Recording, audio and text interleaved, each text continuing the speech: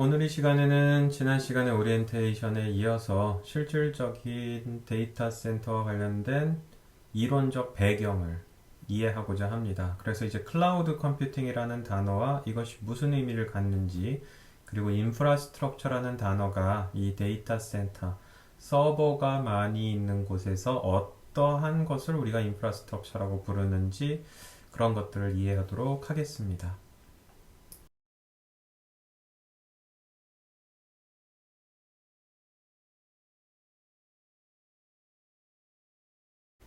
자, 대부분의 수업은 보고 있는 것과 같은 순서로 진행이 됩니다. 먼저 지난 시간에 설명을 했었죠. 리딩 아티클이라는 것이 있다고.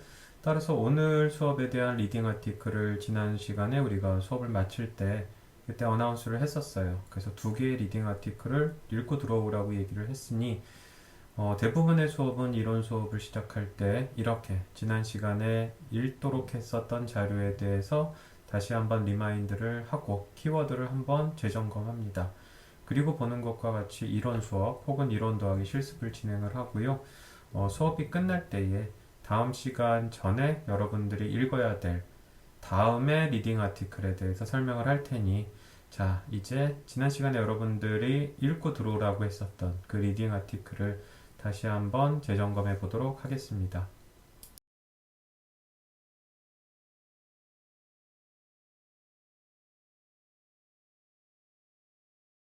오늘의 수업을 위해서 여러분들에게 두 가지 리딩 아티클을 추천했습니다. 하나는 NIST에서 클라우드 컴퓨팅이 무엇인지 규정하는 자료를 하나 추천을 했고요. 두 번째로는 클라우드 컴퓨팅이라고 이제 설명을 할 이 기술에 대한 다양한 설명과 견해들, 뭐 장점, 단점, 문제점들, 보완해야 될 사항들, 앞으로의 비전, 이런 것들이 되어 있는 논문을 추천을 했었어요. 위에 있는 문서는 언제 어디서든 다운을 받을 수가 있고요. 아래에 있는 문서인 경우에 이 링크는 돈을 주고 사는 논문입니다. 그래서 학교 안에서만 다운로드가 가능하다고 설명을 했었고요.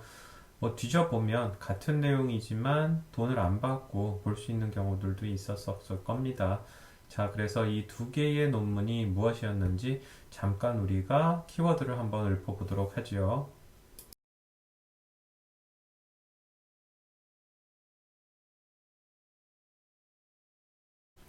NIST는 이름이 National Institute of Standards and Technology인 것처럼 미국에서 표준과 과학기술에 대한 것들을 다루는 굉장히 주요한 단체라고 볼 수가 있고요. 최근에 여기서도 이제 클라우드 컴퓨팅이라고 부르는 클라우드 컴퓨팅이 뭐 구름 컴퓨터라고 얘기할 수 있는데 뒤쪽에서도 설명을 하겠지만 결국 이 데이터 센터라고 부르는 이 뭐라 그래야 될까요? 기술들의 집약체 이런 것들의 가장 유명한 트렌디한 유행어라고 할 수 있어요. 이와 관련된 것들이 어떤 것인지들을 이제 설명을 했었던 자료입니다.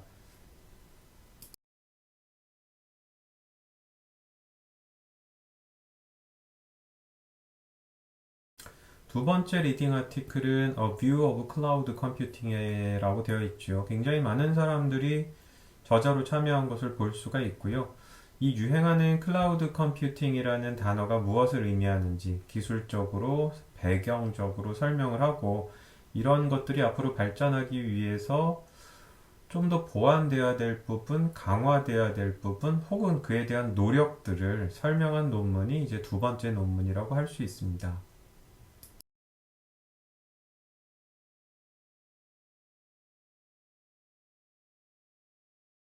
결국 여러분들에게 두 개의 리딩 아티클을 읽으라고 이제 요청을 했고요. 그를 통해서 여러분들이 어떤 것을 이해하기를 바랬느냐. 첫 번째로는 이 클라우드 컴퓨팅이란 단어가 무엇이지? 그 단어에 대한 의미를 여러분들이 이해하기를 바랬어요. 사실은 그리고 두 번째에 해당하는 부분인데 최근에 나온 기술이라고 하지만 하루아침에 뚝딱 어제 만들어지지 않습니다. 과거에 유사한 일이 있었고 실패하고 잠잠해지고 다시 살아나고 이런 작업들을 반복을 해요. 클라우드 컴퓨팅이라고 현재 인기를 끌고 있지만 과거에 뭐 유틸리티 클라우딩, 기술적으로 그리드 컴퓨팅, 수많은 기술들이 있었고요. 이런 기술들이 성공하기도 하고 퇴색하기도 하고 삶이 살고 죽는 것과 같은 주기가 있었어요. 현재 우리가 살아가고 있는 이 시점에서는 이 클라우드 컴퓨팅이라는 단어로서 굉장히 인기를 끌고 있는데, 과거에 있었던 유틸리티 클라우드라고 불렀던 것들이 무엇이며, 이런 것들이 현재 클라우드 컴퓨팅으로 어떤 차이점이 있는지, 그리고 어떤 식으로 변해든지, 보완되었기 때문에 유행하는지, 이런 걸 이해하기를 바랬습니다. 더불어서 단어 자체가 굉장히 추상적인 클라우드 컴퓨팅을 좀 더 구체적으로 풀었을 때에 어떠한 요소들이 클라우드 컴퓨팅을 구성하고 있는지와 무슨 서비스가 제공되길래 이런 클라우드 컴퓨팅을 굉장히 많은 회사들이 쓰고 있고 수많은 프로그래머들이 참여하고 있는지, 이런 부분들에 대한 설명이 두 개의 자료에 포함이 되어 있었고, 두 번째 자료에 좀 더 디테일하게 들어 있었습니다. 그런 부분들에 대해서 여러분들이 이해를 갖추기를 희망했었고요. 네 번째로는 기술이 새롭게 나오면 나온 그대로 쭉 가지 않습니다. 진화하고 발전하고 보완하고 부족한 부분들이 좀 더 개선이 되지요. 따라서 현재 클라우드 컴퓨팅이 2010년에 오픈스택이라는 소프트웨어가 하나 나오면서 급성장을 했고, 사실상 2014, 2015년에 굉장히 큰 확대를 해서 많은 지지자와 많은 회사들이 도입을 했는데, 그렇다면 이들이 사용해 보면서 발견했었던 문제점들, 개선해야 될 부분들 우르르 쏟아지고 있겠죠? 이런 것들이 무엇인지와 이에 대한 노력들이 어떻게 이루어지고 있는지 우리는 두 번째 논문에서 이런 이슈들이 굉장히 잘 정리되어 있었고요. 따라서 항상 현재 진행형으로 기술을 바라봤을 때에 완성되어 있지 않아요. 발전할 겁니다. 단점은 보완이 될 거고요. 부족한 부분들은 개선이 되고 추가되겠죠. 앞으로인 미래상에 대한 부분들이 클라우드 컴퓨팅 기술 논문들에 있었습니다. 이 수업에서는 두 개의 소프트웨어가 결국은 이 클라우드 컴퓨팅이라든지 데이터 센터에서 많이 쓰이고 있으니 도커와 쿠버네티스를 쓰겠지만, 지금 얘기했었던 이런 트렌드 속에서 이 기술들은 발전할 수도 있고 죽을 수도 있어요. 따라서 여러분들이 너무 말초적이고 개발적이면서 기술적인 부분에 집중하지 말고 전반적인 트렌드를 이해하고 그 트렌드들 속에서 이런 도구들이 어떤 위치를 차지하는지, 부족한 건 무엇인지, 발전 가능성은 있는지, 대안이 만들어지고 있는지, 이런 부분들에 대해서 굉장히 큰 관심을 기울여야 됩니다. 따라서 너무 키보드 위에 올려놓고 타이핑하라는 거에 집중하지 말았으면 좋겠고요. 데이터 센터, 즉 구글이나 네이버 같은 회사들은 어떤 식으로 본인들의 컴퓨터 하드웨어와 소프트웨어들을 이해하고 있으며 그것들을 가지고 어떻게 프로그램을 짜려고 노력하고 있는지, 이런 전반적인 추세에 대한 이해를 했으면 합니다.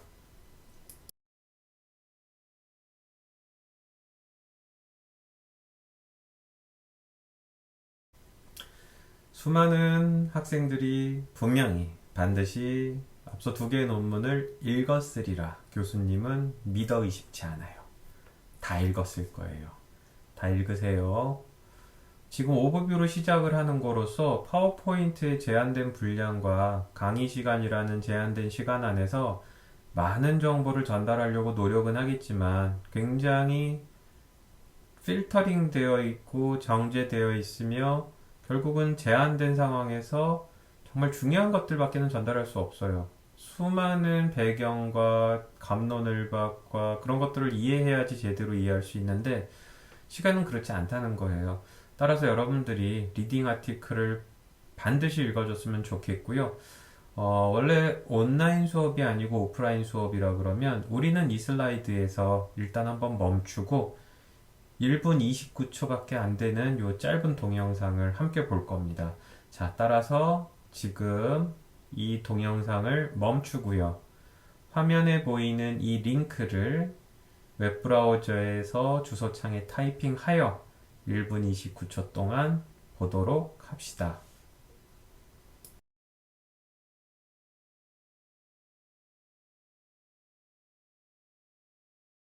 자, 동영상을 봤다면 우리는 클라우드 컴퓨팅이라고 부르는 것이 수백만 개의 컴퓨터들을 필요할 때 필요한 만큼 사용을 하는데 결국은 수백만 대의 컴퓨터를 사용할 수 있으니 굉장히 많은 데이터들을 가공하고 처리하는 것이 결국 가능하다라는 것을 느낄 수가 있어요. 구글, 네이버 이런 회사들이 발전하는 기술을 봅시다. 구글 처음에 글자들을 찾아서 빼곡하게 저장한 후 원하는 글자가 들어오면 그 글자를 보여줬어요. 그런데 그 글자들을 보여주는 것이 어디서 만들어진 글자들이냐? 그래요. 수많은 웹사이트들에 있는 글자들을 모았죠. 지금 우리가 봤을 때 글자들만 검색할 수 있고 글자들만 볼 수 있습니까? 그렇지 않아요. 이미지들도 찾아서 볼 수 있고 영상도 볼 수 있고 글자를 타이핑할 수도 있지만 말로도 전달을 할 수가 있어요. 심지어 검색을 할 때에도 사진을 검색할 수도 있고 영상을 주고 검색할 수도 있고요. 최근에는 인간이 만들어낸 도서관에 있는 거의 모든 정보를 전부 다 집어넣습니다. 하지만 불변이 있어요. 정해진 시간 안에 사용자가 원하는 것을 찾아낸다는 겁니다. 굉장히 방대해졌고 다양해진 것에서 찾아내지만 정해진 시간 안에 찾는 행위는 동일해요. 결국은 굉장히 복잡한 소프트웨어들, 굉장히 많은 컴퓨터들이 투입됐다는 거죠. 이런 것이 과거에 그리드 컴퓨팅, 유틸리티 컴퓨팅이라고 불렸으며 지금은 클라우드 컴퓨팅이라고 부르고 이런 것을 구현하는 실체가 데이터 센터라고 부르는 건물과 그 컴퓨터, 그 건물의 인프라들, 소프트웨어들이 되는 거라고 볼 수 있죠.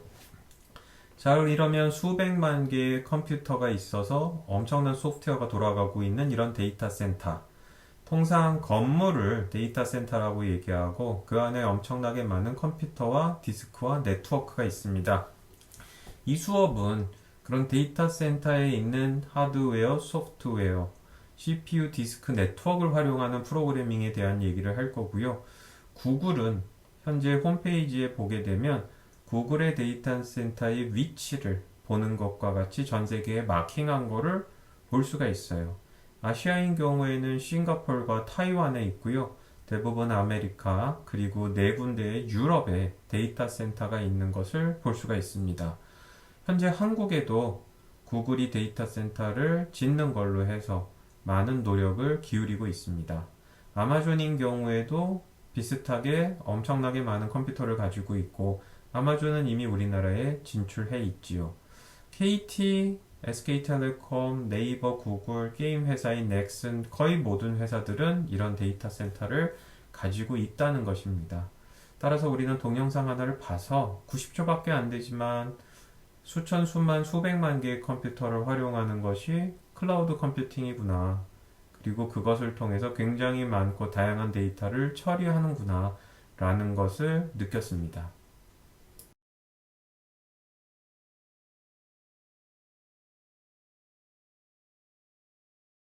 자, 두 번째 동영상입니다.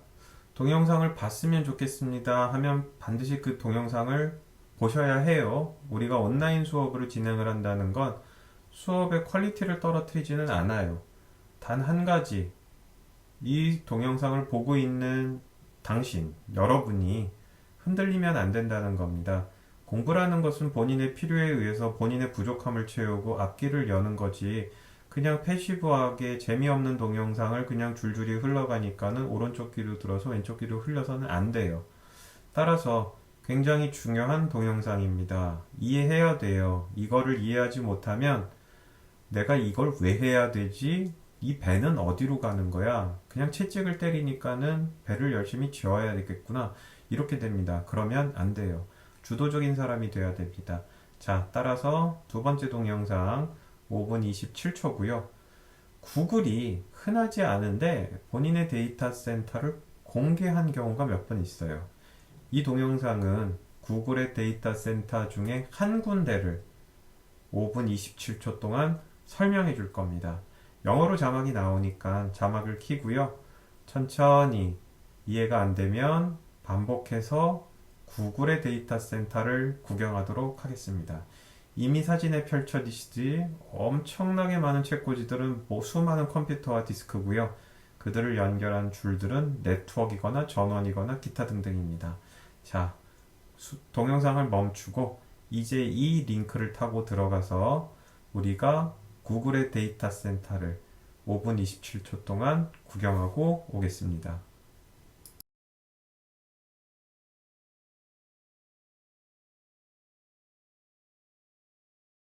동영상의 마지막 부분에 킥보드를 타고 유유히 떠나시는 사람의 모습, 엔지니어의 모습을 보셨죠? 저런 건물이 있어요. 대부분 사람은 그렇게 많지 않습니다. 구글인 경우에는 전 세계에 있는 CPU 코어가 400만 개 이상이라고 얘기했고, 우리나라인 경우에는 네이버나 다음도 수십만 개 이상입니다. 엄청나게 많은 CPU와 디스크, 이들을 연결하는 네트워크, 전원 공급, 그 다음에 따뜻하게 하고 차갑게 하는 냉온 난방 시스템들이 존재하고요. 항온 항습이 되지요. 여기에 수많은 프로세서하고 디스크가 있으니 제일 중요한 자산이니까 한쪽 건물에 있는 곳을 다른 쪽 건물에 옮겨서 지진이나 해일에도 대비를 하고요. 이곳이 사실상 데이터가 있는 심장부니 보안은 철저할 수밖에 없습니다. 엄청난 건물인 거죠. 최근에 용인시에 네이버가 데이터 센터를 진다 그랬다가 반대에 의해서 다른 곳으로 옮겨가고 있고, 아마 춘천인가에 네이버의 데이터 센터가 또 하나 있을 겁니다.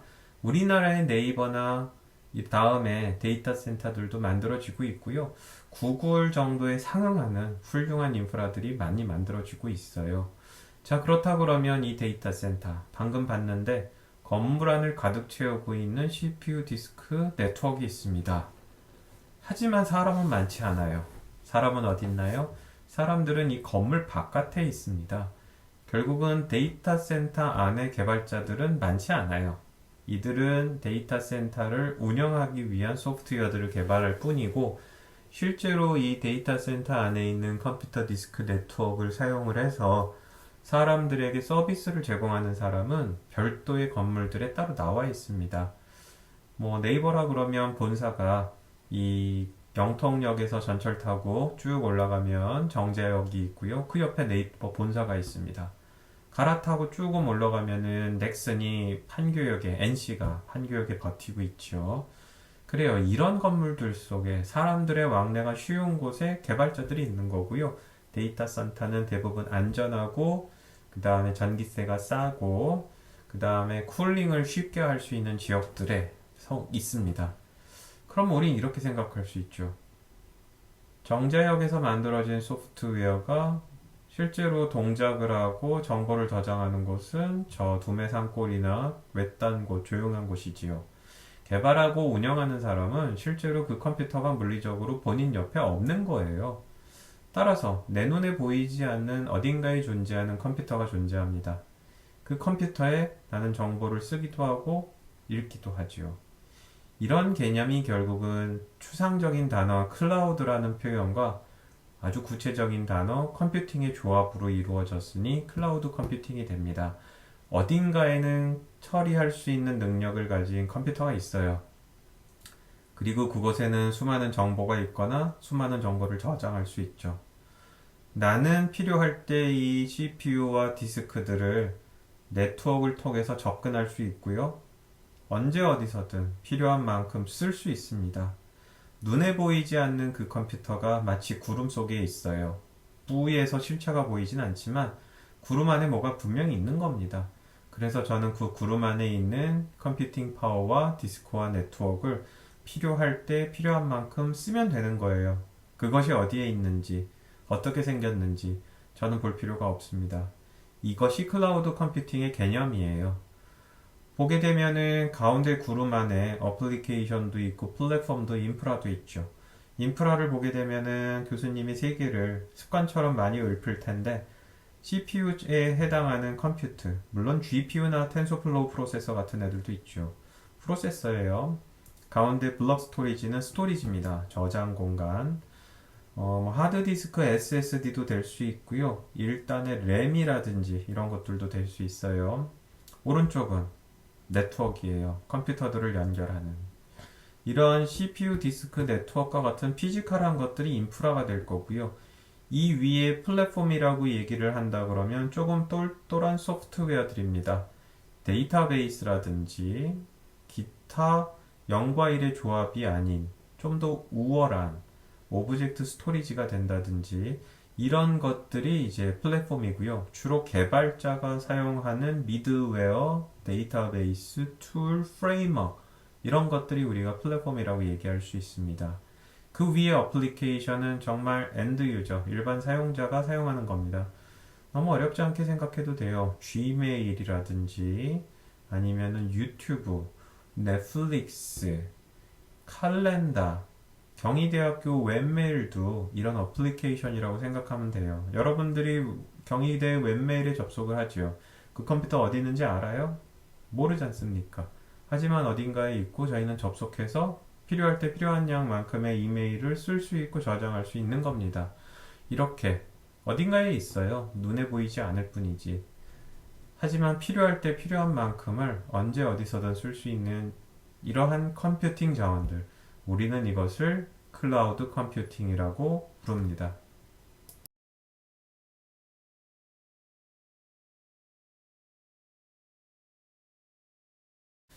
앞쪽에서 설명을 했었던 클라우드 컴퓨팅을 말로 다시 한번 정의했습니다. 어딘가 있어요. 눈에는 보이지 않지만 이런 것들을 영어 단어로 쓸 때 통상 유비쿼터스하다라는 단어를 씁니다. 그리고 본인이 가지고 있는 노트북이 되던 스마트폰이 되던 개발자라 그러면 본인의 맥북에서 쉽게 접속해가지고 사용할 수 있어요. 컨비니언트하죠. 스마트폰을 사용하거나 노트북으로 서비스를 쓰는 사람이라 그러면 큰 상관이 없지만 개발 소프트웨어를 만들어서 실제로 운영하는 사람이라 그러면 그렇다 그러면 이 사람은 내가 만든 소프트웨어를 위해서는 CPU 코어가 10,000개가 필요해 라고 계산할 수 있고 디스크는 10테라가 필요해 이렇게 얘기할 수 있겠죠. 필요한 CPU 디스크 네트워크에 대한 용량을 필요할 때 즉각 요청할 수 있어요. 온디맨드 하다고 합니다. 그리고 이 CPU 디스크 네트워크는 나 혼자 쓰는 게 아니에요. 내가 필요할 때 쓰고 나오고 내가 안 쓸 때는 다른 사람이 씁니다. 쉐어드 풀인 거예요. 따라서 내가 안 쓸 때 놀고 있지 않습니다. 다른 사람이 쓸 거예요. 효율이 참 증가하지요. 이 작업, 필요할 때 필요한 만큼 쓰고 나오는 작업을 위해서 너무 어렵게 만들지 않았어요. 굉장히 쉽게, 뭐 그렇게 쉽지는 않아요, 솔직히. 하지만 어느 정도 쉽게 만들었기 때문에 본인이 얼마나 필요한지, 언제 필요한지, 언제까지 쓸 건지, 무엇이 필요한지를 요청할 수 있고, 그것에 의해서 가장 빠른 시간 안에 자원을 받을 수 있는 자동화된 인터페이스들이 존재합니다. 정리해 봅시다. 언제 어디서든 접근할 수 있고, 사용하기 편리해요. 그리고 필요할 때 필요한 만큼의 CPU와 디스크와 네트워크와 서비스를 제공합니다. 이것을 활용하는 방법은 그렇게 어렵지 않게 하려고 최대한 노력을 한 참 좋은 인터페이스고요. 요청을 하면 가장 빠른 시간 안에 나에게 제공을 할 겁니다. 우리는 클라우드 컴퓨팅을 이렇게 정의를 해요. 그리고 중요한 단어가 아래쪽에 나와 있으니 제가 필요한 사람이 직접 구매해서 가지고 있는 게 아니고 필요할 때 빌려 쓴다라는 개념. 이것이 참 중요합니다. 이것이 우리가 첫 번째 논문의 중요한 키워드로서 클라우드 컴퓨팅에 대한 정의가 이렇다라고 NIST에서 정의한 것을 기억할 수 있습니다.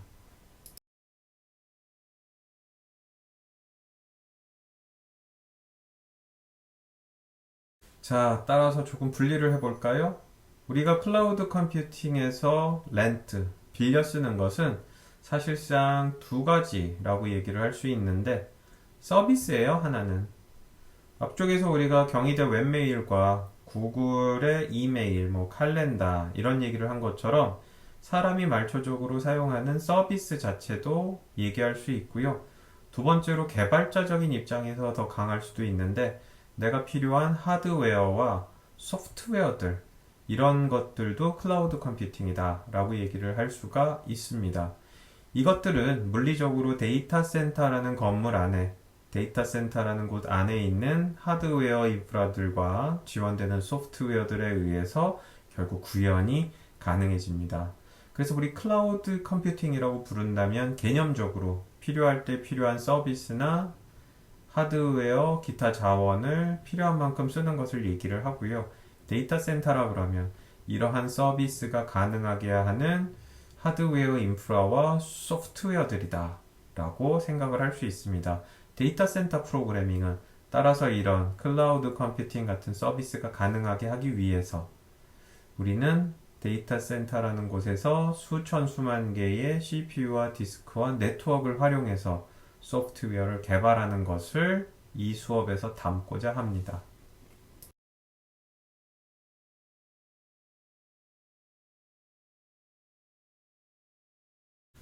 빌려 쓴다라는 개념 나쁘지 않아요.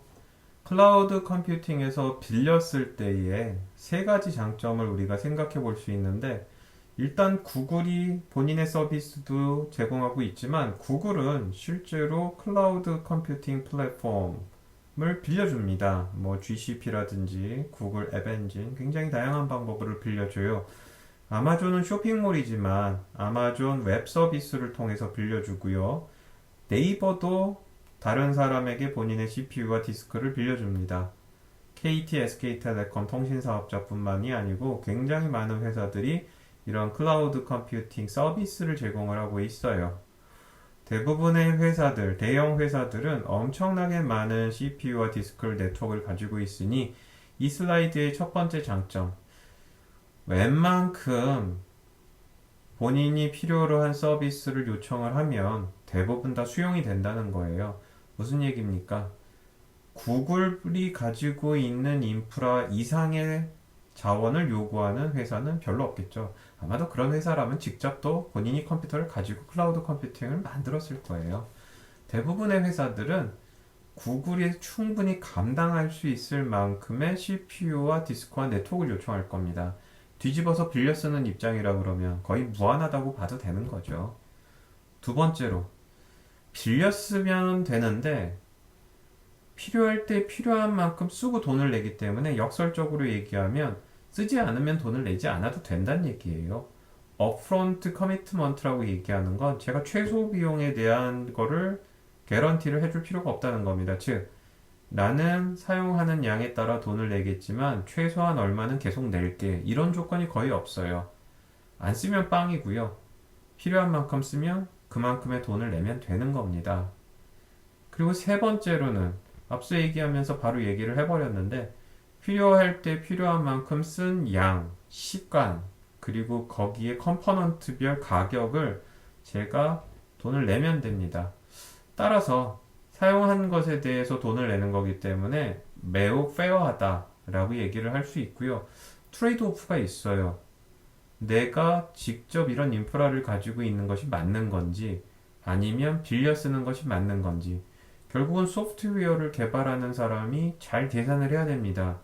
무조건 빌려 썼다가는 차라리 컴퓨터를 사가지고 수행할 걸 후회가 되네 라고 역풍을 맞을 수도 있다는 겁니다.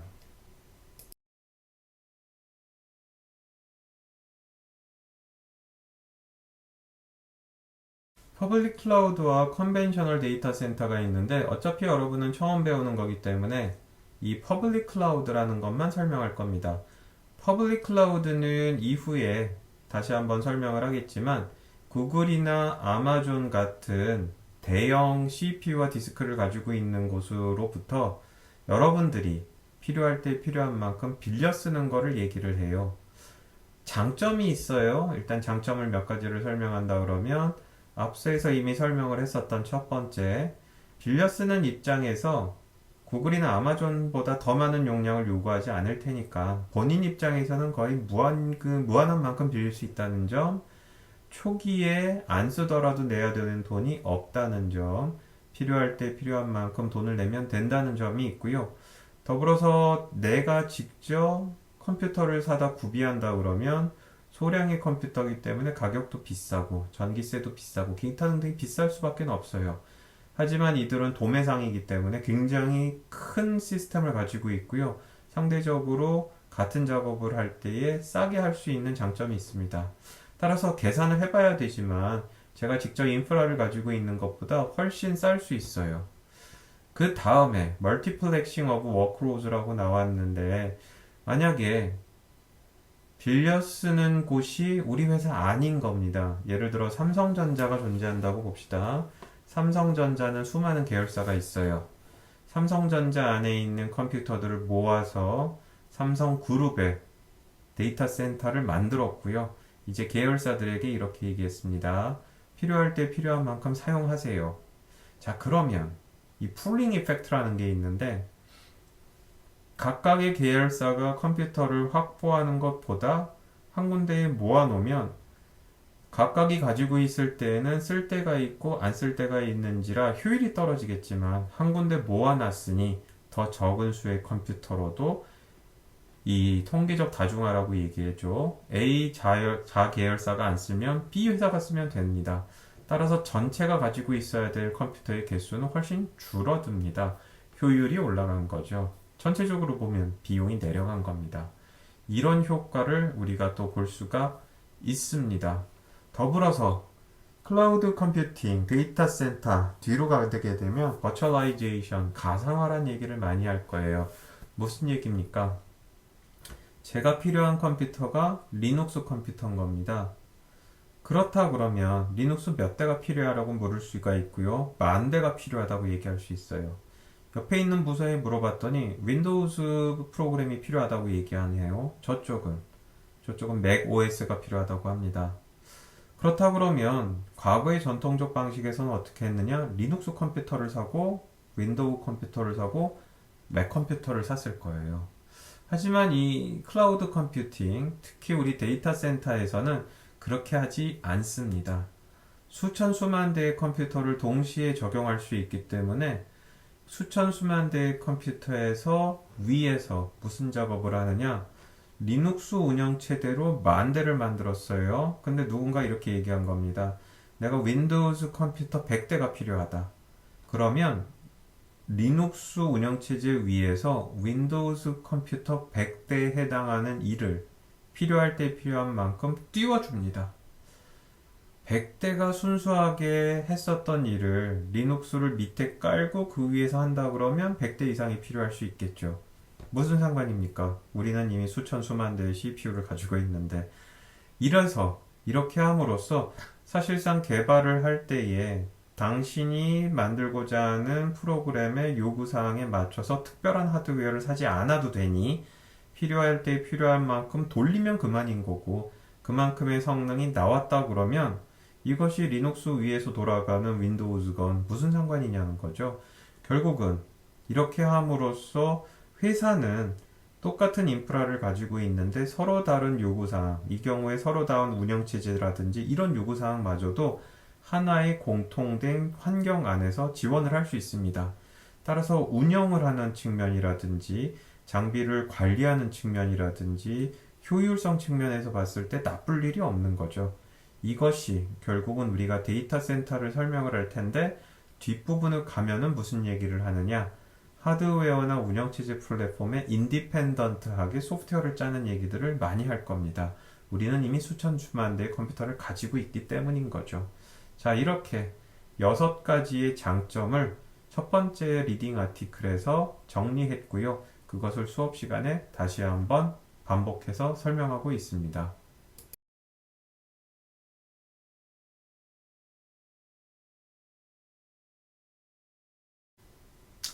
자, 이제 조금씩 우리가 추가적인 정보들을 좀 더 강론에 해당하도록 펼쳐갈 건데요. 자, 이런 클라우드 컴퓨팅, 과거에 뭐 유틸리티 컴퓨팅이라고도 불렸었고요. 그러면 어떤 서비스를 제공할 수 있느냐라고 얘기할 수 있는데, 뭐 앞쪽에서 우리가 그랬어요. 뭐 Gmail이라든지 뭐 칼렌더, 뭐 기타 등등 엔드 유저 입장에서 바라봤을 때에 무엇을 쓸 수 있는지에 대한 걸 설명했다면 우리는 데이터 센터를 프로그래밍하는 개발자지 않습니까? 그러면 한 단계 내려갑시다. 클라우드 컴퓨팅을 사용을 해서 수천 수만 개의 CPU와 디스크 위에서 소프트웨어를 짤 겁니다. 뭘 빌려 써야 되냐는 거죠. 첫 번째로 얘기할 수 있는 거 그냥 깡통입니다. 즉 피지컬한 하드웨어, 필요하다면 운영체제 정도만 이런 것들을 하는 것이 가장 밑에서 빌려 쓰는 것이 되겠고요. 우리 아마존은 여기에 대해서 EC2라는 서비스를 제공합니다. 일러스트리 클라우드 컴퓨팅. 컴퓨팅을 지원을 할 텐데 일래스틱하다는 건 뭐냐면 필요할 때 쭉 올라가고 필요 없을 때 쭉 내려갑니다. 그래서 이런 EC2 서비스를 제공함으로써 CPU 프로세서를 몇 개나 지원받을지를 제공을 하니 가장 밑바닥에 대한 지원 서비스라고 볼 수 있고요. 아래쪽을 보면 구글 앱 엔진이라고 되어 있습니다. 어플리케이션을 지원할 수 있는 엔진이라고 부르는 구글의 클라우드 컴퓨팅 서비스예요. 대부분 웹 기반으로 동작하는 서비스들을 제공을 하던데 구글이 어떤 회사입니까? 웹 기반으로 해서 온갖 서비스들을 다 제공을 하면서 광고로 수익을 가지고 있는 회사 아닙니까? 따라서 구글은 본인들이 만들었었던 소프트웨어들을 거꾸로 이렇게 검증이 잘 되어 있고 성능이 잘 되어 있고 구글이 쓰고 있는데 얼마나 좋은 소프트웨어입니까? 라고 본인들의 CPU와 디스크를 빌려주면서 추가적으로 그 위에 본인들의 어플리케이션을 올렸어요. 이 어플리케이션은 그냥 엔드 유저가 쓰는 게 아니고 개발자가 불러 쓰는 라이브러리처럼 쓸 수 있는 그런 것들이죠. 결국은 EC2는 대부분 CPU에다가 운영체제 정도를 빌려 썼다면 구글 앱 엔진인 경우에는 개발자 입장에서 봤을 때 CPU 위에 운영체제 위에 라이브러리가 있으면 더 좋겠죠? 그 라이브러리들을 구글이 친히 본인들이 만들었던 걸 빌려주니 안심하고 쓸 수 있지 않을까라는 겁니다. 이렇게 클라우드 컴퓨팅은 개발자 측면에서 봤을 때에 내가 필요할 때 필요한 만큼 이 무엇에 해당하는 것들을 굉장히 다양하게 제공을 하고 있고요. 회사들은 본인의 본업이 대부분 있어요. 그 본업에서 만들어진 파생물을 빌려 쓸 수 있게 함으로써 각각의 회사들은 똑같은 서비스를 제공하는 게 아니고 각각의 차별화된 서비스들을 제공하게 됩니다.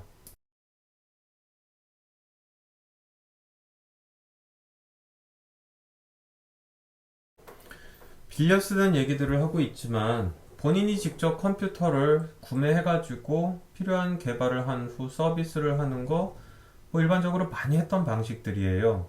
그리고 반드시 우리가 만드는 모든 소프트웨어가 클라우드 컴퓨팅, 특별히 빌려 쓰는 거를 얘기하고 있는데 빌려 쓰는 클라우드 컴퓨팅 위에서 모든 서비스가 돌아가야 된다? 꼭 그런 것도 아닙니다. 하지만 장단점은 좀 고민할 수 있어야 된다는 거예요. 특히 우리가 데이터 센터를 프로그래밍 하는 거기 때문에 우리 회사 안에 있는 클라우드 컴퓨팅이든 회사 바깥에 있는 클라우드 컴퓨팅이든 일단 필요할 때 필요한 만큼을 쓰는 행위들은 독려할 겁니다.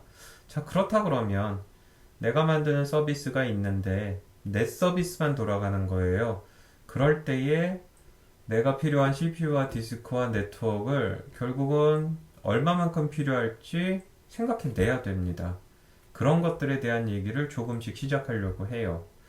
자, 하지만 바로 문제점을 생각해 볼 수 있겠죠?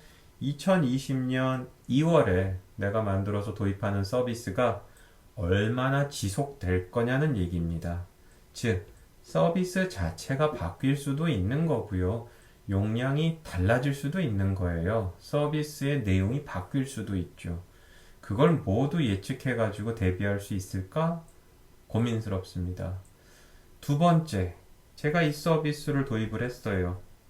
희망은 서비스가 잘 되길 바라겠죠. 그래요. 잘 된다고 얘기합시다. 눈을 떴더니 사용자가 100배로 늘어나 있는 겁니다. 상상하기 어려운 일이죠. 그것을 모두 대비해가지고 그 전날 100배로 인프라를 꾸미지 않았다면 이 시스템은 멈출 겁니다. 즉, 서비스들이라는 것은 결국은 시장의 반응, 사용자의 반응을 봐야 되는데 그것을 정확하게 예측한다는 건 상당히 어려운 일이에요. 뒷부분에서 성공적으로 예측했을 때와 예측이 잘못돼가지고 낮게 예측이 됐을 때 두 경우를 따지겠지만 사람의 예측은 정확하지 않다는 겁니다. 또한 세 번째로 나온 건데 제가 중요한 것이 시간이라면 잘 생각해 봅시다. 컴퓨터 한 대를 두고서 1000시간을 계산하는 방법이 맞는 건지, 컴퓨터 1000대를 빌려서 1시간에 푸는 게 맞는지, 기계 한 대를 가지고 1000시간, 1000대의 컴퓨터를 가지고 1시간. 자, 그렇다 그러면 1시간 안에 풀면 참 좋죠. 빨리 하는 거죠. 그렇기 위해서 우리가 1000대의 컴퓨터를 산다? 그거는 아니죠. 1시간 쓰고 말려고 사지는 않지 않겠습니까? 이런 식으로 회사의 업무나 개발을 하다 보면은 순간적으로 이렇게 벌크한 양을 단시간에 필요할 때가 있어요. 그 시간 안에서만. 이럴 때 우리는 어떻게 컴퓨터를 사야 되느냐? 고민스러운 부분이 있다는 겁니다. 따라서 우리가 데이터 센터라는 것을 짓고 거기서 필요한 만큼 필요한 사람들이 필요한 용량을 쓰기를 원하지만, 그리고 우리는 그런 프로그래밍 개발 방법을 할 거지만, 분명히 전용의 컴퓨터를 두고 전용의 시스템으로 동작하는 경우도 있어요. 어떤 것을 선택할 거지에 대한 문제는 별개의 문제로서 한번 좀 잘 고민해야 될 사항입니다. 무조건 클라우드나 아니면은 무조건 데디케이티드 되어 있는 전용의 시스템으로 가야 된다, 이런 얘기를 하는 건 아니고 본인의 문제에 맞는 답안을 찾아가야 된다는 겁니다. 그거에 대한 좀 힌트들을 좀 풀어보려고 해요.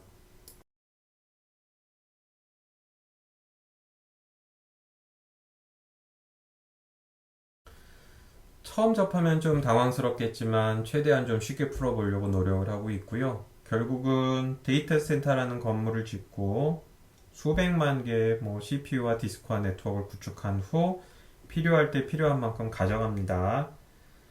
우리 회사에서 만든 데이터 센터를 우리 회사의 사용자와 개발자가 쓸 수도 있고요.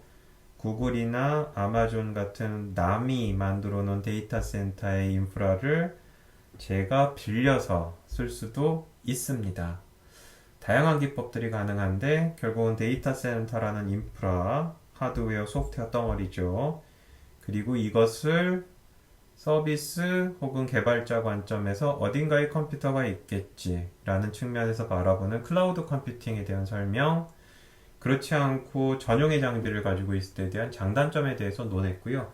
이제 클라우드 컴퓨팅의 구성 요소들이나 서비스 모델, 그리고 전용의 컴퓨터를 가지고 있는 회사나 조직이 아마존이나 구글의 클라우드 컴퓨팅이나 데이터 센터를 어떻게 보완적 요소로 사용할 수 있는지, 그런 얘기들을 우리가 풀어보려고 합니다. 첫 번째로는 이 클라우드 컴퓨팅의 일단의 특징들을, 5가지 특징들을 한번 만나보도록 하지요.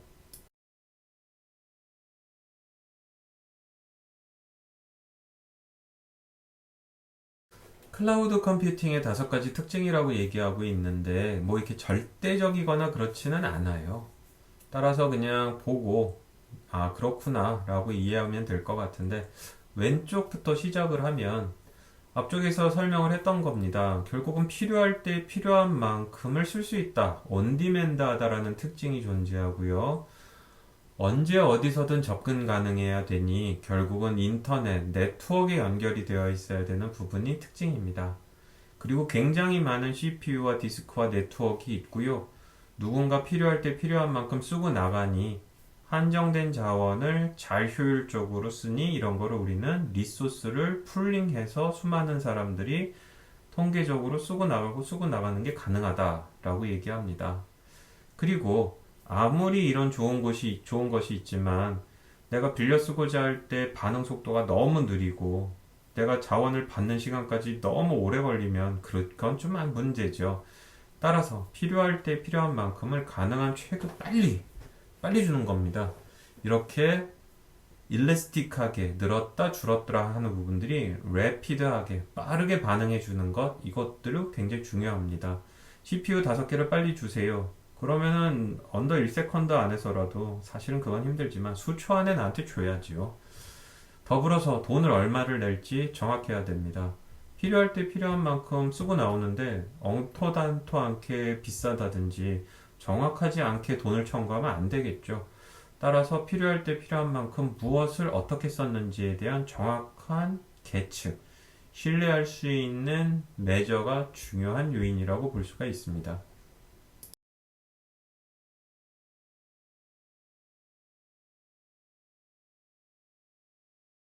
다섯 가지들에 대해서 각각 하나씩 따로따로 좀 설명을 하고 있어요. 온디맨드 하다. 즉, 제가 필요할 때 필요한 만큼을 받을 수 있어야 된다고 얘기를 했죠. 빨간색으로 강조되고 있는 부분은 뭡니까? 사람의 수작업으로 개입하는 부분은 없어야 됩니다. 프로그램이 동작을 하다가 필요하다라고 생각하는 것을 결정을 하고 필요한 용량을 계산해 냈어요.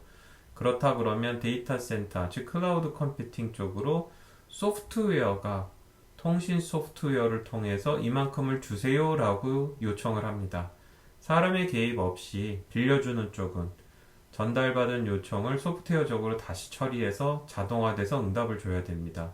이렇게 자동화되어 있는 시스템, 자동화되어 있는 인터페이스를 통해서 우리는 필요할 때 필요한 만큼 받는 거지, 필요할 때 종이를 작성을 해가지고 이메일이나 팩스로 보내가지고 사람이 검토하고 회의하고 알려주고 2주에서 한 달 걸리고, 이건 아니라는 거죠.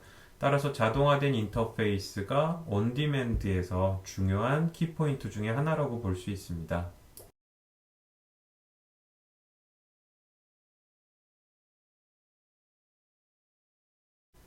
두 번째는 광대역 네트워크, 빠른 네트워크라고 보면 돼요. 엔드 유저, 즉 Gmail 같은 서비스를 접근할 때에는 뭐 휴대폰, 랩탑, PDA겠죠.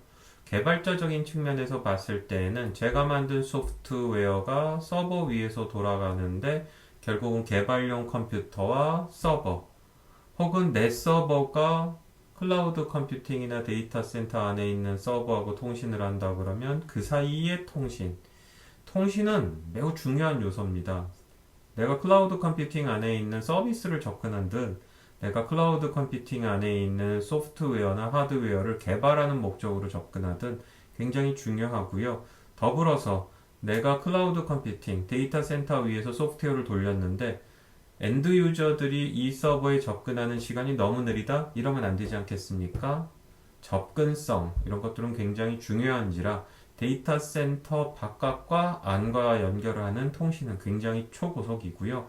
더불어서 데이터 센터 안에 있는 컴퓨터들은 일단 굉장히 하이 퍼포먼스하고 디스크 용량이 높은 애들입니다.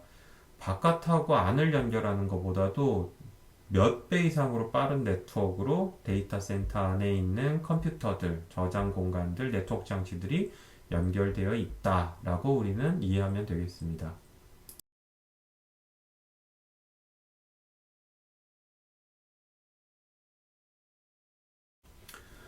자, 자원 자체 굉장히 하이 퍼포먼스, 하이 캐패시티한 것들이 데이터 센터 안에 있는 거예요. 그래서 네트워크 밴드위스라든지 버추얼 머신, 메모리, 프로세싱 파워, 스토리지 캐패시티 굉장히 빵빵하죠. 자, 이제 이렇게 굉장히 큰 자원을 수많은 사람들이 쉐어합니다. 필요할 때 필요한 만큼 쓰고 반납하고 쓰고 반납하죠. 그리고 돈을 딱 필요한 만큼 돈을 내기 때문에 피지컬한 컴퓨터를 제가 쓴다 그러면 주어진 컴퓨터를 쓸 수밖에 없어요. 뭐 메모리는 32기가, 디스크는 1TB, 1TB를 다 안 쓰더라도 이 컴퓨터를 사다 쓰면 어쩔 수 없잖아요. 하지만 내가 정확하게 소프트웨어에 필요한 메모리와 디스크와 네트워킹을 계산해 줄 수 있다면 딱 옵티멀한 장치를 요구해서 옵티멀한 소프트웨어를 요구해서 그만큼 돈을 내면 됩니다. 뒤집어서 얘기하면 내가 얼마만큼의 CPU와 디스크가 필요하고 어떤 CPU와 디스크를 고민해낼 수 있느냐, 정확하게 핀포인트 할 수 있느냐가 결국 얼마의 돈을 내는지에 직결이 됩니다. 편안한 마음으로 빌려 쓸 수 있으니까 좋겠어. 그게 아니라는 거죠. 굉장히 고민하고 잘 짜야 되고 예측할 수 있어야 되고 그를 기반으로 내가 직접 하드웨어를 가지고 있는 것보다 덜 비용을 부담해야 된다는 겁니다. 이렇게 리소스 풀링이라는 것은 큰 자원을 쉐어해서 같이 쓰고 그로 인한 이득도 있지만 빌려 쓰는 사람 입장에서는 대가를 지불할 거기 때문에 굉장히 엄격하게 고민하고 계산하고 분석할 수 있어야 되는 것이 중요합니다.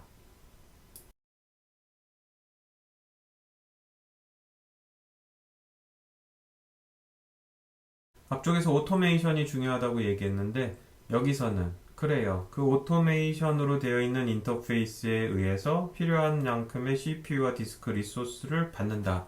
가능한 빠른 시간 안에 받아야 된다는 거죠. 이렇게 생각해 봅시다. 앞쪽에서 우리가 새로운 서비스를 도입을 했는데, 오, 24시간 만에 100배로 올라갔어요. 자, 그렇다 그러면 우리가 사용자들의 요구가 증가하는 것을 그래프로 머릿속에 떠올릴 수 있는데, 정말 엄청난 기울기를 가지고 서비스가 증가한다라고 생각할 수 있습니다. 그렇다 그러면 사용자들의 요구가 발생할 때마다 정말 수초 단위로 끊임없이 디스크하고 CPU를 요청을 해야겠죠? 이렇게 요청을 하면 서비스가 끊어지지 않을 정도로 빠른 시간 안에 빨리빨리 자원을 나에게 주고요. 어차피 얼마만큼 썼는지가 돈이니까 내가 반납을 선언을 하면 빨리빨리 반납이 돼야지 적은 돈을 내지 않겠습니까? 따라서 서비스가 끊어지지 않게 필요한 만큼의 리소스를 빨리빨리 제공할 수 있어야 되는 이러한 속도적인 측면 매우 중요하다고 볼 수 있습니다.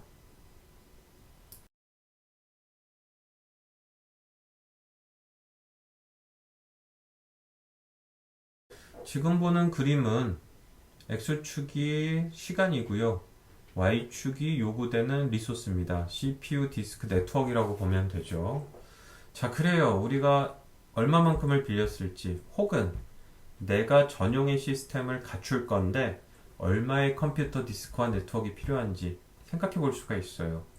지금 이 경우는 시간이 지났을 때의 요구가 늘어났다 줄었다 하는 걸 볼 수 있죠. 통상 회사나 학교에서 일상적인 월화수목금토일, 그 중에 월화수목금, 평일이라고 생각을 해보면 돼요.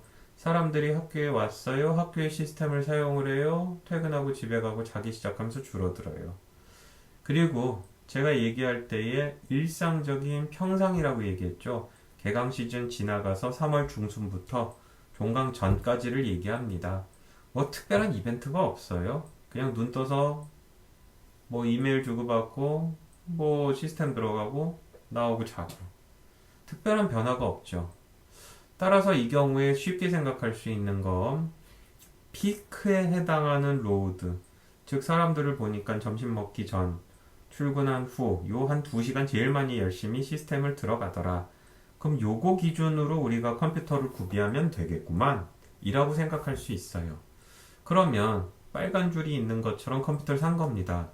서비스 문제 없이 돌아갈 거예요. 하지만 보게 되면 컴퓨터를 쓰지 않기 때문에 놀기 시작하는 저 쑥색인지 모르겠지만 녹색으로 되어 있는 부분들, 저거는 컴퓨터들과 디스크가 다 놀고 있는 겁니다.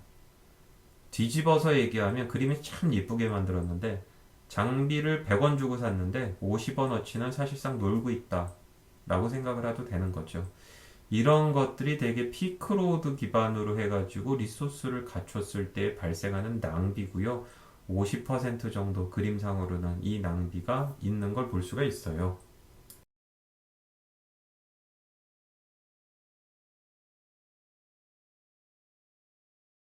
지금인 경우에는 피크에 해당하는 빨간 줄 캐패시티가 있는데 가볍게 넘어갔습니다. 무슨 얘기입니까? 처음에 예측을 한 거를 넘어선 겁니다. 사실상 서비스 멈춘 거예요. 이 경우에는 언더 에스티메이션, 언더 프로비저닝 한 거죠. 생각을 너무 적게 한 겁니다. 사실상 이런 경우에는 서비스 불능 상태고요. 회사라 그러면 난리가 났을 겁니다.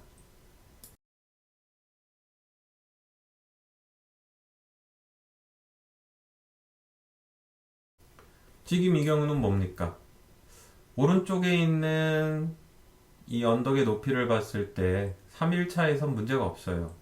근데 1일차, 2일차인 경우에는 캐패시티를 넘어가네요. 많이 경험들 하죠? 수강 신청 기간이라든지 최근에 신종 코로나로 인해 가지고 특정 시간에 마스크를 사기 위해서 접근할 때 서비스 불능 상태.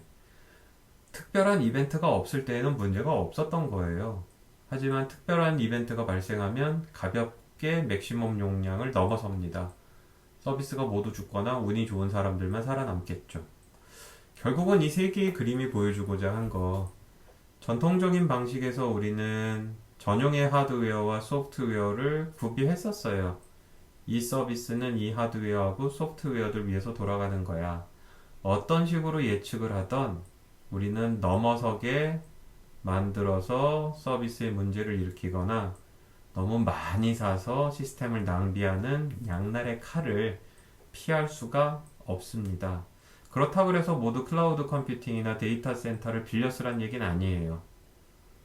빌려 쓰는 것이 옳다면, 그러면 아마존이나 구글의 시스템을 쓰거나 혹은 우리 회사 안에 있는 데이터 센터 안에 있는 걸 쓸 수 있을 거예요.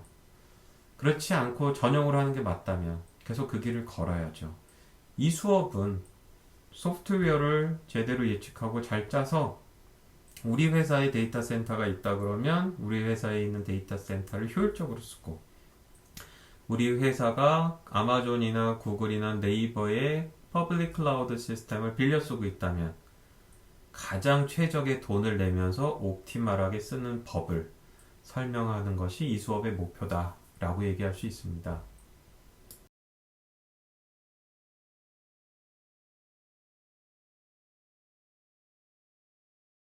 다섯 가지 특징 중에 마지막이죠.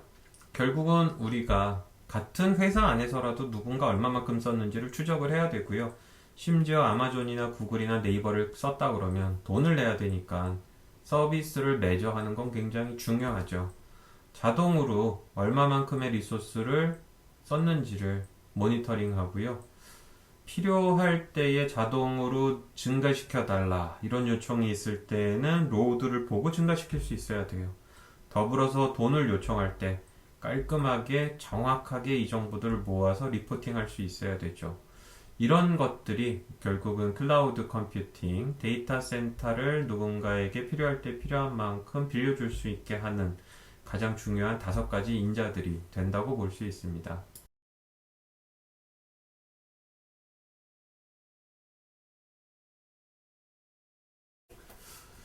헷갈릴지 모르니 다시 한번 얘기하지만, 자, 우리는 데이터 센터라는 인프라에 수많은 컴퓨터와 디스크와 네트워크가 있고요. 클라우드 컴퓨팅이라는 모델을 통해서 필요할 때 필요한 만큼 빌려 쓸 수 있는 환경을 제공하고 있습니다. 그리고 앞쪽에서 EC2를 얘기하면서 가장 밑바닥인 컴퓨터와 운영체제를, 그러니까 컴퓨팅 파워와 운영체제를 빌릴 수도 있고, 구글 앱 엔진을 얘기하면서 라이브러리 같은 것들도 빌려 쓸 수 있다고 그랬어요. 조금 더 세련되게 이럴 때 쓰는 전문 용어가 있습니다. 사스, 파스, 이아스라고 읽는데 풀어서 얘기하면 소프트웨어 애저 서비스, SaaS, 그 다음에 플랫폼 애저 서비스, PaaS, 인프라스트럭처 애저 서비스, IaaS가 존재하고요. 어딘가에 면접을 갈 때 굉장히 잘 나올 수 있는 질문들이에요. 그래서 반드시 단어를 기억하고 이해할 수 있도록 합시다.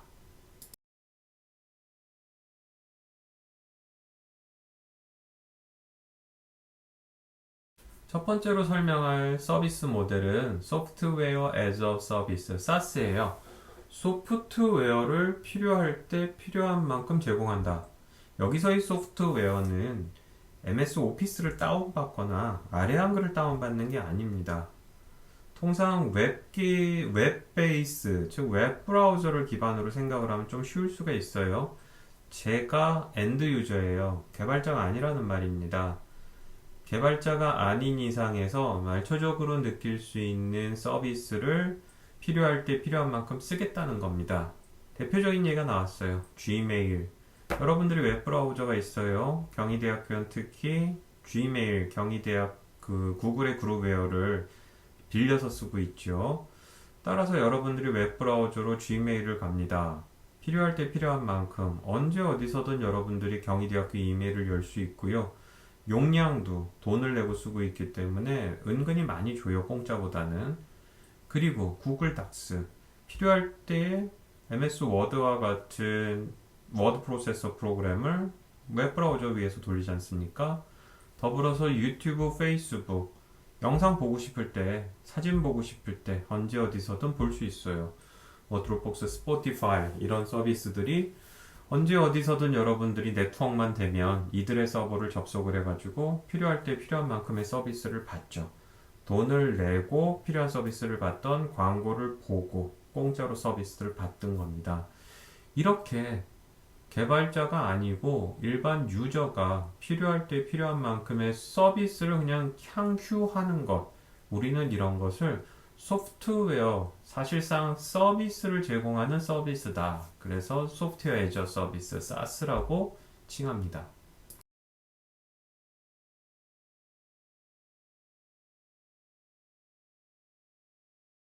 자, 앞쪽에서 본 것처럼 결국 SaaS의 대표적인 예로서 Gmail이나 이런 것들을 댔는데 결국 우리가 웹브라우저와 같은 굉장히 단순한 프로그램 혹은 휴대폰 안에 있는 앱을 통해서 어딘가에 있는 서버에 접속을 하고 즐겁게 서비스를 받습니다. 아래에 있는 패러그래프처럼 이게 어디 있는 컴퓨터인지, 무슨 네트워크인지, 운영체제는 뭔지, 스토리지는 뭘 쓰는지 전혀 관심을 기울일 필요가 없어요. 대신 서비스를 쓴 만큼 돈을 내거나 광고를 보면 되는 거죠. 우리는 이런 것을 소프트웨어 애저 서비스, SaaS라고 얘기하며 개발과 관련된 부분은 전혀 없고요. 엔드 유저가 필요할 때 쓰는 거니 만약에 우리 회사가 조그마한 벤처회사로서 이메일 시스템이 필요하지만 굳이 개발할 생각은 없다. 경희대도 그런 측이죠. 그렇다 그러면 편안한 마음으로 로고만 경위로 되어 있는 이런 서비스의 소프트웨어 애저 서비스, SaaS에 가입을 하면 된다라고 볼 수 있습니다.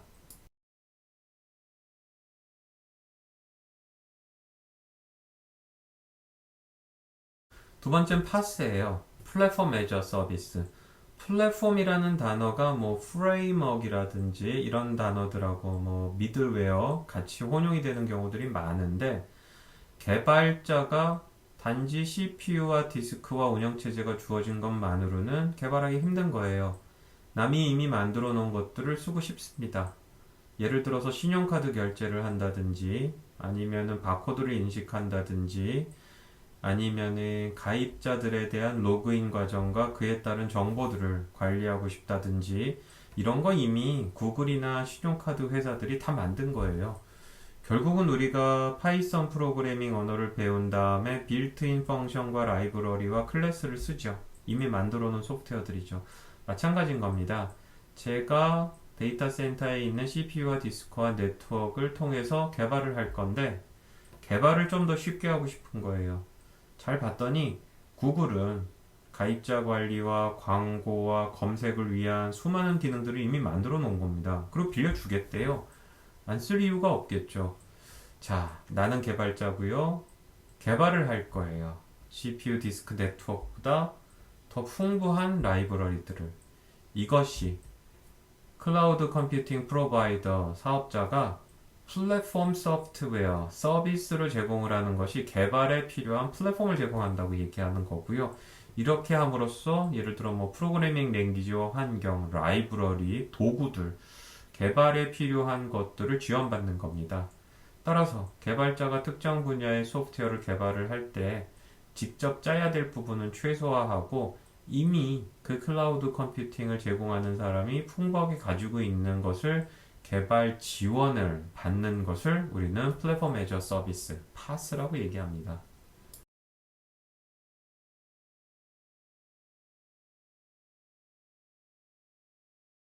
파스인 경우도 마찬가지예요. 가장 밑바닥인 CPU 디스크 네트워크보다는 그 윗레벨을 보게 됩니다.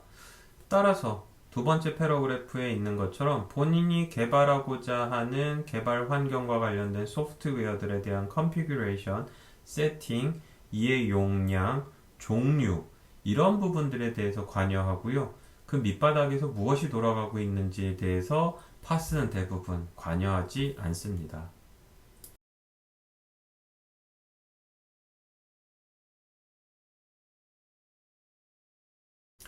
애지어 서비스라는 단어가 굉장히 많이 등장하지만 사실은 사스, 파스, 이아스 세 개가 중요하고요. 뭐 컨테이너 애저 서비스, 펑션 애저 서비스, 빅데이터 애저 서비스, 데이터베이스 애저 서비스, 시큐리티 애저 서비스 이런 거는 사실 트렌디하게 만들어낸 마케팅 단어들입니다. 아무튼 지금 보고 있는 것과 같이 오른쪽이 소프트웨어입니다. 도커 쿠버네티스, AWS의 람다, 구글 클라우드 플랫폼 이런 것들, 스파크 하도.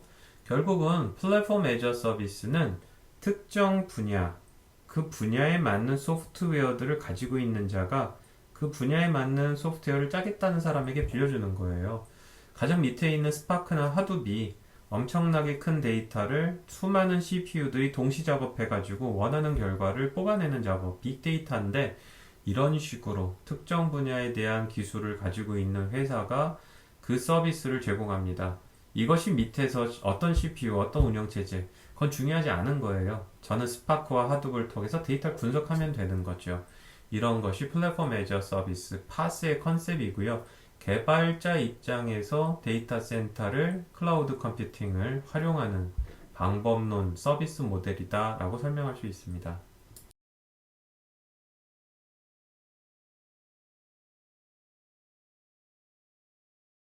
인프라스트럭처 애저 서비스. 인프라스트럭처는 맨 밑바닥에 날 것이라고 보면 돼요. CPU, 필요하다면 운영체제 정도 올릴 수 있어요. 디스크, 네트워크. 필요한 장치들을 줄 테니 알아서 하시오라는 거죠. 대표적인 예가 이미 설명을 했었던 컴퓨팅 파워를 프로세서를 빌려 쓰는 아마존의 EC2, 저장 공간을 빌려 쓰는 아마존의 S3가 있고요. 윈도우즈의 에이저 혹은 아주레라고 부르는 건 결국은 인텔 CPU 위에 윈도우즈가 올라간 기계를 빌려준다고 생각을 하면 좋겠죠. 물론 에이저인 경우에는 그 위에 비즈니스 목적에 맞는 소프트웨어를 올린 것들도 제공을 해요. 그래서 파스까지 가고 사스까지 올라가긴 하지만 여기서는 윈도우즈 운영체제가 돌아가고 있는 컴퓨터적인 측면에서 에이저를 설명을 하고 있습니다.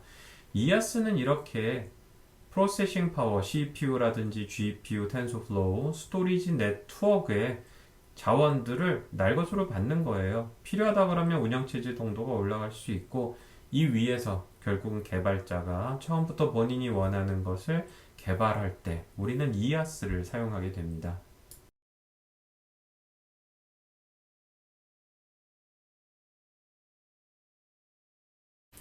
이아스인 경우에 결국 우리가 운영체제, 디스크, 기타 등등 네트워크를 선택할 수 있는데 첫 번째 센텐스를 보면은 좀 헷갈릴 수 있어요.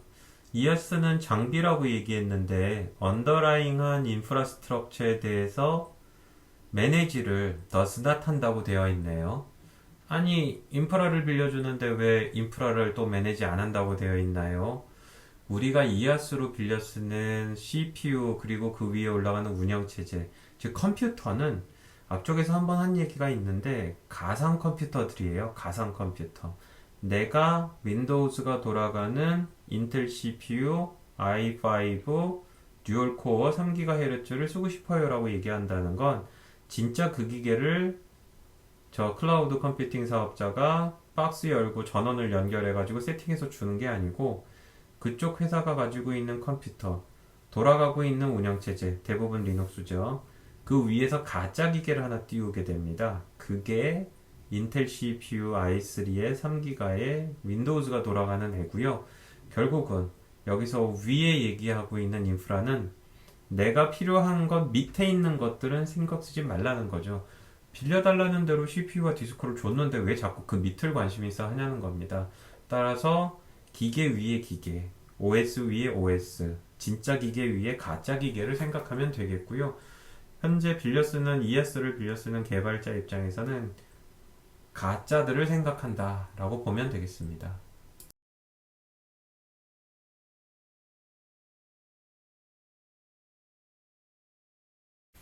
자, 우리가 클라우드 컴퓨팅이라는 단어들을 쓰면서 어느 순간에 퍼블릭 클라우드라는 단어를 많이 쓰고 있어요. 퍼블릭 클라우드는 다시 한번 정리를 한다 그러면 남의 것을 빌려 쓰는 겁니다. 전문적으로 빌려주는 사업자가 있어요. 아마존, 구글, 네이버, 그 다음에 KT 이런 회사들이에요. 필요할 때 필요한 만큼 남의 회사의 자원을 쓰고요. 그거에 대한 대가를 지불하는 겁니다. 그러면서 아까 뭐라 그랬느냐? 예를 들어 삼성전자라 그러면 삼성 그룹의 컴퓨터들을 모을 수 있다 그랬어요. 이것도 클라우드 컴퓨팅이에요.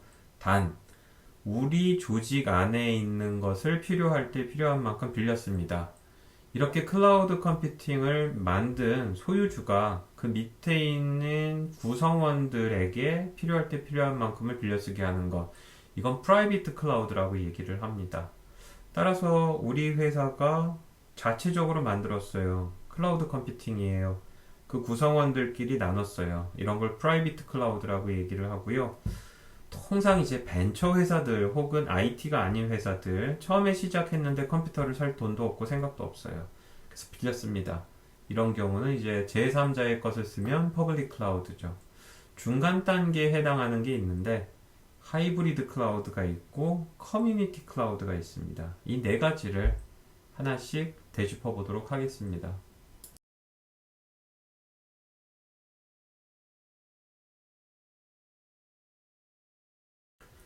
일단 두 가지를 한번 비교해 봅시다.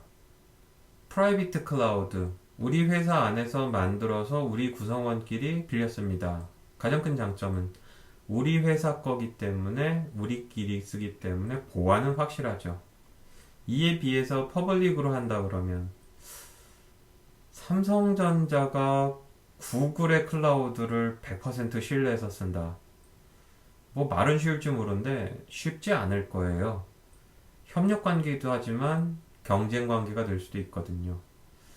따라서 보안을 생각한다 그러면 퍼블릭 클라우드는 딜레마에 좀 빠지는 부분들이 있습니다. 굿 퍼포먼스. 우리 회사에서 우리 업무에 최적화된 그런 컴퓨터 인프라이기 때문에 성능을 딱 우리 회사에서 필요한 서비스에 맞출 수 있어요. 그런 측면에서 장점을 줄 수 있는 건 사실입니다. 하이 릴라이어빌리티. 우리 회사에서 직접 관리하고 우리 직원들이 있으니 믿을 수 있다? 그렇다면 하이 릴라이어블 하겠죠. 근데 우리가 IT 전문 회사가 아니라면 하이 릴라이어블 하지도 않을 거고요. 퍼포먼스가 좋지 않을 수도 있어요. 프라이빗 클라우드는 이렇게 똑같은 메저에 대해서 극단을 달릴 수가 있습니다. 장점이 있을 수도 있고 그 장점이 단점일 수도 있어요. 퍼블릭 클라우드라 그러면 일단 하나 제일 좋은 것 중에 하나 쓴 만큼 돈 내면 되는 Pay as you go가 되고요. 나보다 훨씬 많은 컴퓨터를 가지고 있을 테니 스케일러빌리티는 훌륭할 것이다. 이 정도는 분명한 장점이라고 볼 수 있겠죠. 하이브리드는 아직 설명을 안 했기 때문에 뒤에서 설명하도록 하겠습니다.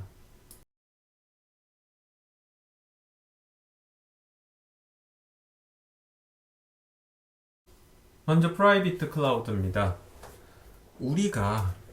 우리끼리 만든 거예요. 따라서 우리가 소유하고 있고 우리가 관리할 사람이 있어야 되고 우리가 운영할 사람들이 있는 겁니다. 이런 능력이 되면 할 수 있는 거죠. 대한민국에서 이런 식으로 할 수 있는 회사들, 일단 대기업, 전문 인력이 있겠죠. 그리고 일부 중견기업, 밑으로 내려갈수록 딜레마에 빠질 겁니다. 그래서 프라이빗 클라우드는 확실히 능력이 있는 사람들은 할 수 있어요. 그 외에는 만만치 않은 일이 될 거라는 점이죠.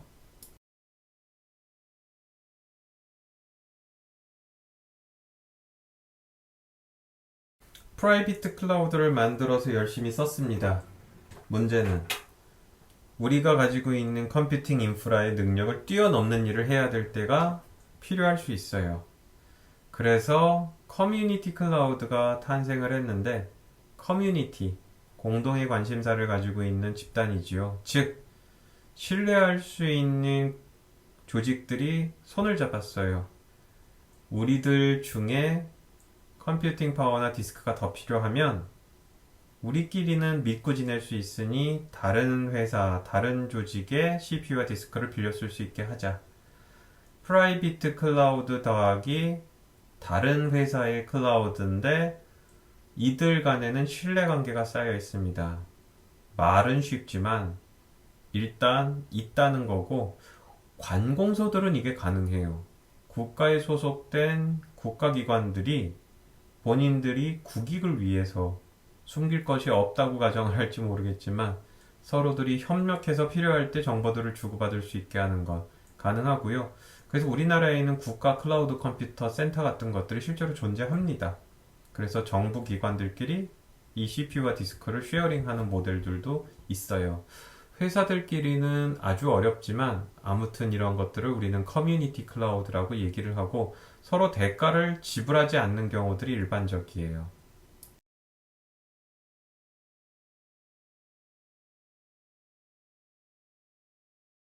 퍼블릭 클라우드는 이미 계속 언급을 하고 있죠. 구글이나 아마존, 네이버 같이 제3자, 결국은 돈을 대가로 지불하는 그런 경우가 많이 돼요. 뭐 공공기관의 것을 빌려 쓰고 돈을 안 내기도 합니다. 우리나라인 경우에 이제 벤처 회사들이 CPU 디스크가 모자랄 때에 돈을 저렴하게 하거나 일정 기간 안 내도록 하는 그러한 공공 목적의 클라우드가 있기도 있어요. 따라서 제3자의 것을 빌려 쓴다. 그리고 대가를 되게 지불한다. 이런 경우들. 그리고 전문적으로 빌려주는 곳이 있다. 이럴 때 우리는 퍼블릭 클라우드라고 얘기를 하고요. 우리가 이 수업에서 언급을 하는 상당량은 프라이빗 클라우드하고 퍼블릭 클라우드에 동시에 적용이 될 수 있어요. 주로 기술 자체에 대해서만 얘기할 거기 때문에. 하지만 본인이 어떤 식으로 활용할지는 조금 달라질 겁니다. 예를 들어서 벤처 회사를 만든다 그러면 퍼블릭 클라우드 쪽으로 사용을 하는 거고요. 대기업에 들어가서 백엔드를 개발을 한다든지 서버를 개발한다 그러면 사실 프라이빗 클라우드의 관점으로 가겠죠. 기술적으로 둘이 똑같지도 않아요. 일부 차이가 좀 벌어집니다. 믿을 수 있느냐 없느냐, 돈을 내느냐 안 내느냐 중요한 문제거든요. 아무튼 퍼블릭 클라우드는 제3자의 것을 빌려 쓴다. 이렇게 이해를 계속 해주면 좋겠습니다.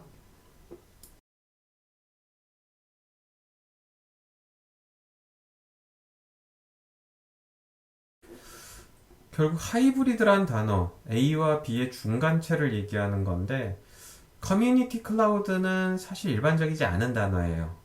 프라이빗 클라우드와 퍼블릭 클라우드가 있고 이 하이브리드 클라우드란 단어는 종종 많이 씁니다. 프라이빗와 퍼블릭의 중간인 거예요.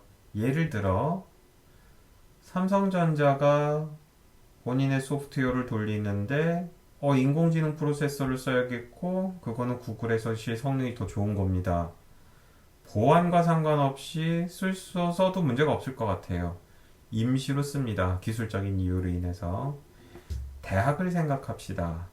컴퓨터가 제일 많이 필요할 때가 있어요. 수강 신청 기간이죠. 수강 신청 기간에만 임시로 컴퓨터를 빌려 쓰는 거예요. 트럭에 싣고 와서 설치하는 게 아니고 필요할 때에 필요한 만큼 외부의 컴퓨터에 수강 신청 서버 프로그램이 돌도록 하는 것이지요. 보안에 문제가 없도록 충분히 고려하고 대책을 마련한 뒤에 따라서 이렇게 한다 그러면 수강 신청 시에 외부의 시스템을 임시로 사용하기 때문에 크게 문제가 발생하진 않을 겁니다. 말은 쉽지만 사실 구현은 어려워요. 그걸 한 학기 동안 경험하는 거고 이것이 퍼블릭을 쓰고 프라이빗을 쓰다가 필요시에 퍼블릭을 하이브리드로 쓰는 것을 우리는 하이브리드 클라우드라고 얘기를 합니다.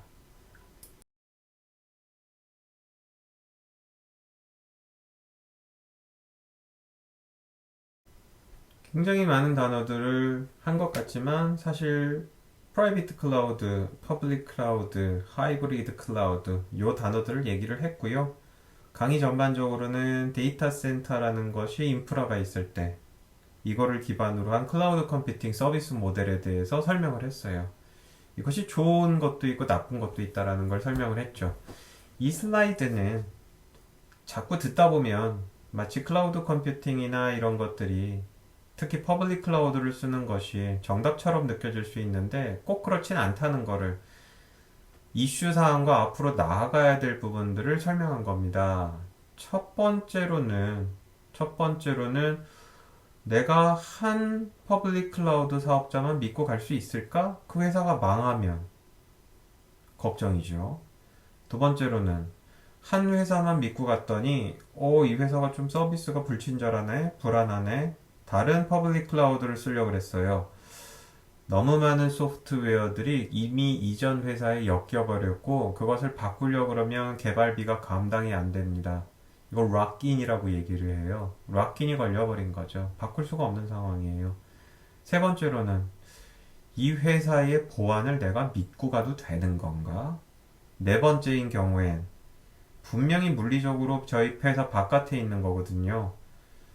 이 회사하고 주고받는 통신이 원활한가? 어느 순간에 버틀렉이 발생을 해가지고 지연이 너무 커지진 않을까? 그래서 우리 서비스를 쓰는 고객님들이 다 불만을 갖고 떠나지는 않을까?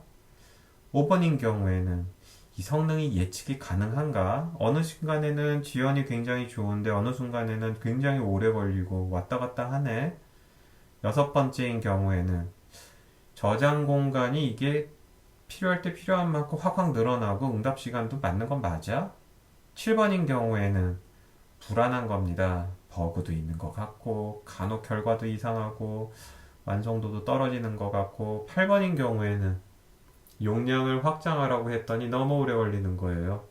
이러려면 우리가 이걸 왜 쓰지? 9번인 경우에는 모든 사람들이 같이 쓰고 있습니다. 한꺼번에 불상사가 발생하면 연쇄 반응이 반응해요. 이거 괜찮은 건가? 10번은 내가 필요할 때 필요한 만큼 쓴다 그러는데 이 소프트웨어의 라이센스 피는 퍼블릭 클라우드가 내는 건가? 얼마를 내는 거지? 나는 법적으로 문제가 없나? 사실 굉장히 문제가 많은 고민들이 있어요. 그럼 안 써야 된다고요? 아니죠. 장점이 있고 장점이 좀 더 중요하다면 쓰는 겁니다. 단점은 보완하는 것이죠. 이것들을 언급한 이유는 여러분들이 이제 개발자로서 오픈소스 소프트웨어에 대한 개념도 이해하고 실제 실무를 할 겁니다. 이런 문제들 본인이 직접 해결해 가고 문제가 있는 것들은 보완을 해서 서비스를 하고 이런 부분들을 고민해 가야 된다라는 의미에서 한번 여러분들에게 설명을 드렸고요. 오른쪽에 마침 이런 것들에 대한 도전에 대한 문제 해결들을 열심히 하고 있어요. 따라서 관심이 있으면 오른쪽도 쭉 읽어서 아, 이렇게 문제가 있으면 해결하려는 사람들이 있구나. 이렇게 이해했으면 좋겠습니다.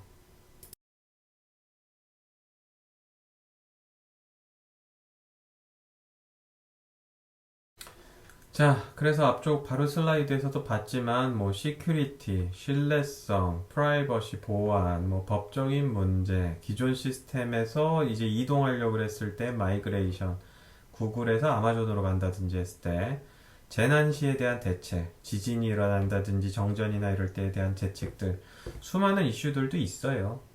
기술은 발전하고 진화하고 죽기도 합니다. 따라서 다양한 이슈들은 활력소가 돼서 좀 더 강해지거나 치명적인 문제들로 인해서 다른 소프트웨어를 써야 되거나 하는 그런 측면이 있습니다. 따라서 다시 얘기하지만 도커나 쿠버네티스 소프트웨어가 현재 데이터 센터 안에서 중요하기 때문에 가르치는 거예요. 하지만 우리가 도커 프로그래밍이라고 하거나 쿠버네티스 프로그래밍이라고 과목명을 잡지 않았습니다. 데이터 센터 안에 있는 기술 중에 2020년을 살아가는 우리가 가장 많이 쓰는 게 도커하고 쿠버네티스여서 하는 거지 소프트웨어는 바뀔 수 있어요. 무엇에 의해서? 오늘 설명했었던 이런 배경, 사회적, 문화적 트렌드, 다음 시간에 설명을 하겠지만 지금 우리의 개발 방법론 따라서 데이터 센터라는 것이 무엇인지 이해하고 어떠한 기술과 서비스들이 들어가는지 철학을 이해하고 그래서 지금 이 소프트웨어들이 중요하다라는 의미를 이해하고 어느 순간엔 이 소프트웨어가 발전할 수도 있고 버려질 수 있다라는 예측과 공부를 하는 것이 굉장히 중요하다고 얘기할 수 있습니다.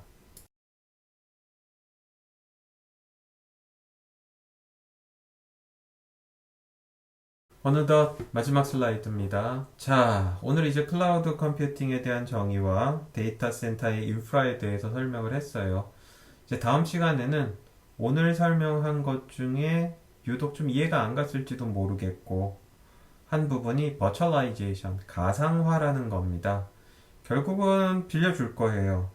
물리적인 것은 바뀌지 않아요. 물리적인 것 위에 그 사람이 원하는, 그 개발자가 원하는, 그 서비스가 원하는 가짜를 빌려줄 거예요. 이것이 버추얼라이제이션이라고 부르는 거고요. 여러분들은 VMware라는 회사의 버추얼라이제이션 스킴, 그리고 오픈소스 중에 굉장히 유명한 젠이라고 부르는 거의 버추얼라이제이션에 대한 철학을 이 두 개의 자료를 통해서 이해했으면 좋겠습니다. 뭐 강제하지 않는다 그래서 안 읽는다. 그렇게 패시브하게 생각하지 말고 한번 잘 읽어보기 바랍니다. 스마트폰 보면서 매일매일 연예 기사 읽고 뭐 관심 있는 기사 읽잖아요. 종이로 출력을 하거나 아니면은 PDA 태블릿 피데이란다. 굉장히 올드한 단어를 썼네요. 스마트폰이나 태블릿에다가 논문을 집어넣어서 이렇게 오고 가면서 유튜브 보는 시간에 한 번씩 보면은 그래도 뭐 이해가 안 되는 부분들은 넘어가요. 그러면은 어느 정도 감은 좀 가질 거라고 생각을 하니까 꼭 요 두 개의 리딩 아티클 읽고 다음 시간에 들어올 수 있도록 합시다. 자, 오늘 수고하셨습니다.